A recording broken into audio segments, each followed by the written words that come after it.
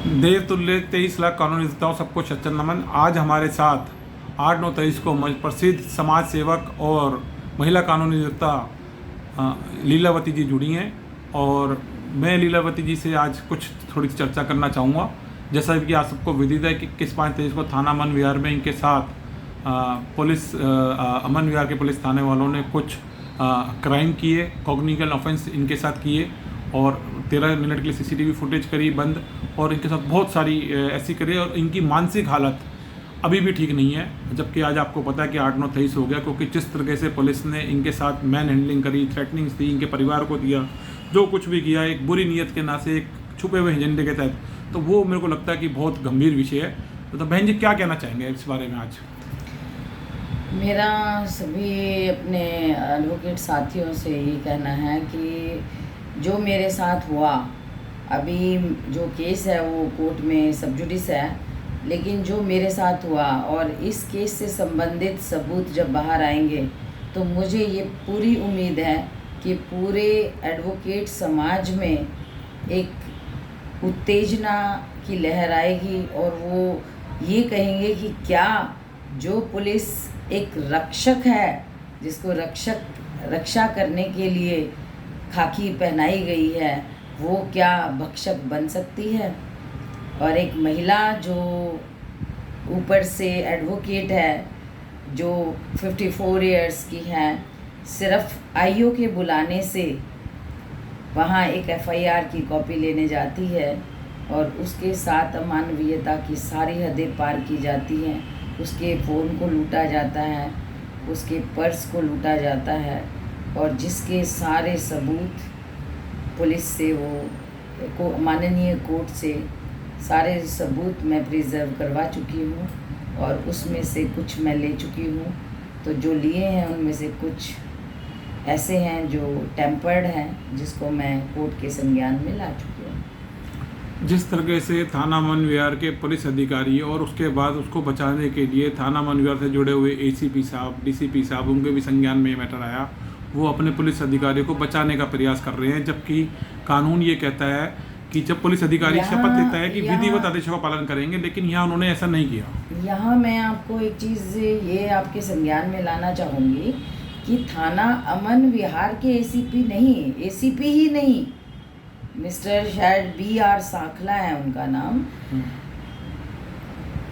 आरती शर्मा जो प्रशांत विहार थाने की एसीपी हैं, वो भी इसमें शामिल थी।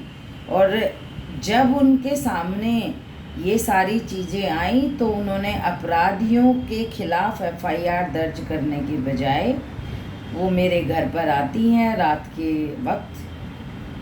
SHO ACP BR साखला है शायद उनका पूरा नाम, DR साखला या BR साखला और ACP आरती शर्मा।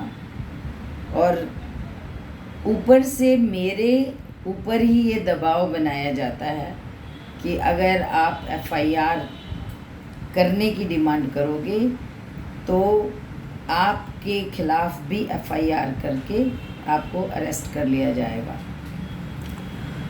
आप अपने जो नए एडवोकेट्स हैं, जब आप एक महिला अधिवक्ता हो, आपके साथ इतने सारे क्राइम हो सकते हैं, थाने में आपके परिवार को थ्रेटनिंग करी सकती है, आपको इलाज कराने से रोका गया इंसिडेंट की घटना वाले दिन। अब आपके साथ जो न्यू एडवोकेट्स हैं इस टाइम, जो दिल्ली के अंदर, भारत के अंदर लाखों की तादाद के अंदर हैं, रोहिणी कोर्ट के अंदर महिला अधिवक्ता हैं, बहुत सारे एडवोकेट्स हैं जो 156 दिन में, पहले 154 में कॉग्निटिव ऑफेंस वो नहीं करा पाते, रजिस्टर्ड 154 दिन में नहीं करा पा सकते, 156 दिन में 2-2 3 साल 4-5 साल नहीं करा पाए। उनकी मदद के लिए क्या कर रही है, क्या कहना चाहेंगे? मेरे ऊपर जब ये बीता और उसके बाद मैंने महसूस किया कि पहले मैं अपने आप को बहुत ही स्ट्रॉन्ग और बहुत ही ताकतवर समझती थी कि एक अधिवक्ता के पास कानून की बहुत बड़ी ताकत होती है। लेकिन जिस तरीके से पुलिस वालों ने कैमरा बंद करके मुझे मतलब ना सिर्फ लात, घुसे, बालों से घसीटना फर्श पर और फिर लॉकअप में बंद कर देना, मेरे पर्स को लूट लेना, मेरे मोबाइल को लूट लेना हुआ, तो मैंने ये महसूस करा कि एक अधिवक्ता भी कई बार परिस्थितियों से लाचार हो जाता है और इस लाचारी में अगर भविष्य में कोई भी अधिवक्ता अगर आता है इस तरह की लाचारी में, तो मैंने उसके लिए एक ग्रुप बनाया है, व्हाट्सएप ग्रुप बनाया है और एक हेल्पलाइन नंबर चालू किया है, जिसमें कोई भी अधिवक्ता पूरे देश से, अगर धीरे धीरे हम इसको पूरे देश के लेवल पर लाने की मेरी इसकी मुहिम है इसकी, तो कोई भी अधिवक्ता जो इस तरह की पुलिस की बर्बरता का शिकार हो, कांटेक्ट कर सकता है। जो जितनी सामर्थ्य मुझ में है और मेरी टीम में है, हम ज़रूर उस तक पहुंचेंगे। और ना सिर्फ पहुंचेंगे, बल्कि जब से मेरे साथ में ये घटना घटी है, उसके बाद से मैं ये देख रही हूँ कि घटनाएं घट रही हैं, लेकिन साथ साथ समाधान मिल रहा है उन घटनाओं को। बिल्कुल, तो आपको सही है। मैं इस चीज़ के लिए मैं क्योंकि जिस विकट परिस्थिति में उसमें मैंने अपने केस को मैं लड़ रही हूँ, मेरे आगे तारीख है FIR दर्ज कराने के लिए, और मैं लड़ूंगी भी इस चीज़ के लिए। और यही वो ताकत है कि पुलिस आज इतने दबाव में है कि वो जितने भी, हालांकि वो अभी भी बाज नहीं आ रहे हैं। हापुड़ की घटनाएं, दिल्ली में रोज़ घटनाएं हो रही हैं, इंडिविजुअल के साथ हो रही हैं, लेकिन इतना ज़रूर है कि जब एडवोकेट ग्रुप्स तक ये हमारे तक खबर पहुंचती है, तो वो फिर कार्रवाई कर रहे हैं। बहन जी देखो, क्या है कि एक बात तो सामने बिल्कुल बड़ी क्लियर है कि पुलिस वाले जितने भी ये अधिकारी हैं, ये सारे लोक सेवक हैं। जितने पुलिस स्टेशन हैं, ये लोक कार्यालय हैं, और शपथ इनको ये दी जाती है कि सिर्फ विधिवत आदेशों का पालन करेंगे। लेकिन इसके विपरीत थाने में ये लोग एक नेक्सस की तरह काम करने लगे हैं। ये लोग कोई भी क्राइम करते हैं, उसके अंदर दूसरा अधिकारी इनको समर्थन देता है, ये डराते हैं, डराते हैं, ये और FIR के नाम पर डराते सबसे हैं। ज़्यादा इसीलिए ये लोग एकदम जो हैं उत्तेजक हो जाते हैं, क्योंकि कानूनी अधिवक्ता इनसे कहीं ज़्यादा कानून जानता है, ये बिल्कुल स्पष्ट है। इसीलिए इन्होंने दिल्ली पुलिस में लॉ ऑफिसर की नियुक्ति करी है, क्योंकि ये लोग पुराने टाइम की जो भर्ती हैं, ना तो वो जजमेंट्स जानते हैं जो लेटेस्ट जजमेंट्स हैं, और ना ही दिल्ली पुलिस के पास इतना टाइम है कि वो अपने पुलिस वालों को जो है एम्पावर करे जजमेंट्स के और लॉ के बराबर में। तो ये उत्तेजक हो जाते हैं इनको, क्योंकि ये लगता है कि भाई ये जो एडवोकेट है ये मुझसे ज़्यादा लॉ जानता है, और इसी वजह से ये उत्तेजक हो जाते हैं। तो जो इनकी उत्तेजना है, ये एक सबसे बड़ी समस्या है, इसी में ये क्राइम करते हैं। यही कारण है, क्योंकि अधिवक्ता के साथ में क्यों होता है, क्योंकि ये गलत डिक्टेट करते हैं। अधिवक्ता इसको कहता है नहीं, ये आप गलत कह रहे हो और ये कानूनी अधिकार है। और वो कानून बताता है, जब अधिवक्ता इनको कानून बताता है, तो ये उत्तेजक हो जाते हैं। तब ये मतलब हिंसक होते हैं, उत्तेजक नहीं होते हैं, ये हिंसक हो जाते हैं। आप ये देखिए कि अधिवक्ता कितना विद्वान है, उसके सामने लर्नर्ड लगता है। इतनी घटनाएं हर रोज एडवोकेट्स के साथ में भी हो रही हैं, लेकिन उसके बावजूद भी क्या आप भाई जी बताएं कि किसी कोर्ट में किसी पुलिस वाले के साथ में किसी अधिवक्ता ने गलत काम किया है? क्या कोई कानून अपने हाथ में लिया है? नहीं सुनेंगे आप। तो अधिवक्ता को पता है कि कानूनी लड़ाई, कानून की कलम उसके पास है, जिसका मैं भी इस्तेमाल कर रही हूँ। लेकिन ये पुलिस वाले इतने निरंकुश कैसे हो गए हैं, इन पे अंकुश लगना बहुत ज़रूरी है। अगर अंकुश नहीं लगेगा, क्योंकि मेरा मानना भी ये है, जुडिशरी के 3 पिलर हैं सबसे स्ट्रॉन्ग, पुलिस, अधिवक्ता और माननीय जज। अगर इन तीनों में से एक का भी पिलर ठीक से काम नहीं कर पाएगा, तो जुडिशियल डिलीवरी सिस्टम ठीक से काम नहीं कर पाएगा। लेकिन आज जितने एरोगेंट पुलिस वाले हो चुके हैं, जितने अपने जो खाकी है उसकी ताकत में जितने ये मद में आ चुके हैं, इनको कोई ना कोई इनके ऊपर अंकुश लगना जरूरी है, नहीं तो एक अनार्की सिस्टम एक तरीके से पैदा हो रहा है धीरे धीरे। मैं आज महिला कानूनी अधिवक्ता का जो अनुभव है, जो दर्द है, जो पीड़ा है, जो ये संदेश देना चाहती हैं, मैं ये चाहता हूँ कि वो हमारे साथ 23 राज्यों की बार कनेक्टेड है।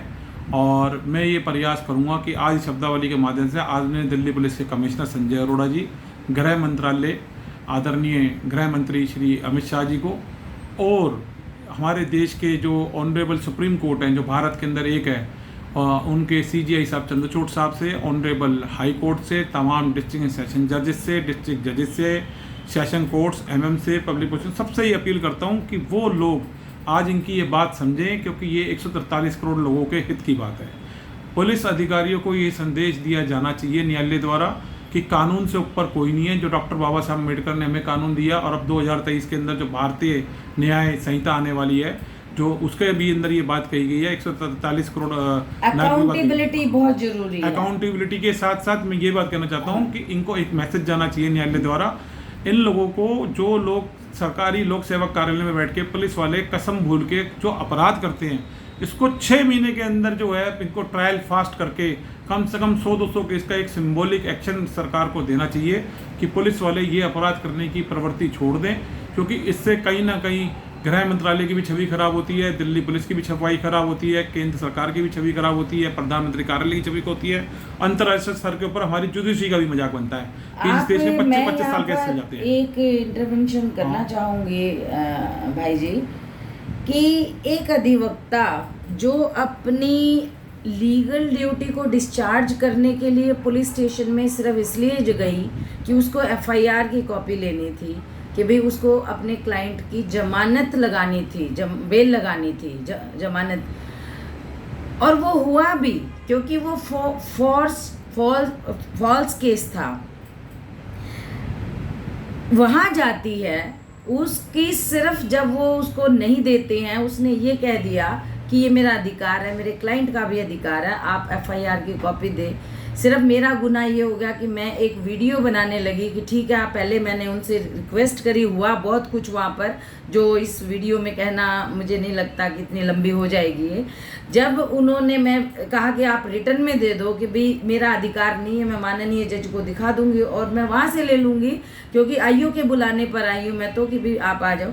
तो उसी एक वीडियो बनाना इतना बड़ा गुनाह हो गया कि मुझे जानवरों की तरह, किसी बगैर किसी लिहाज रखे हुए जानवरों की तरह मारा जाता है, बाल पकड़ के फर्श पे घसीटा जाता है और लास्ट में मुझे लॉकअप में डाल दिया जाता है, मेरा पर्स लूट के, मेरा मोबाइल लूट कर।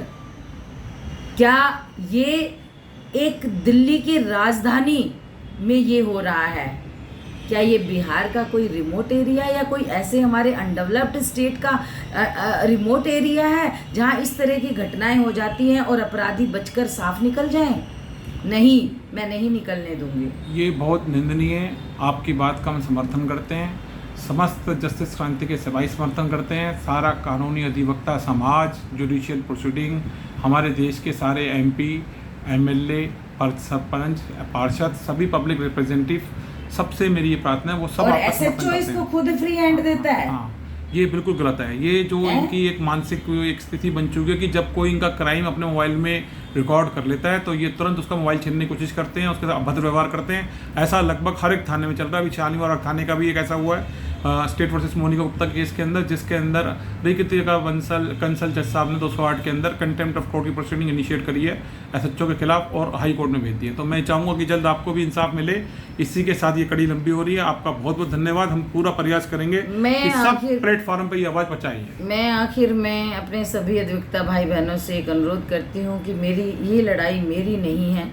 मैं सच पूछिए ये लड़ाई सिर्फ अपने लिए नहीं लड़ रही हूँ, मैं अपने सारी बाकी अधिवक्ताओं के लिए लड़ रही हूँ जो डे टू डे के जो उनके काम हैं उनमें उनको रोज़मर्रा की लाइफ में इस तरह के वो सहन करने पड़ते हैं और फेस करना पड़ता है। तो मैं उस हर आम अधिवक्ता के साथ खड़ी हूँ जो खास नहीं है।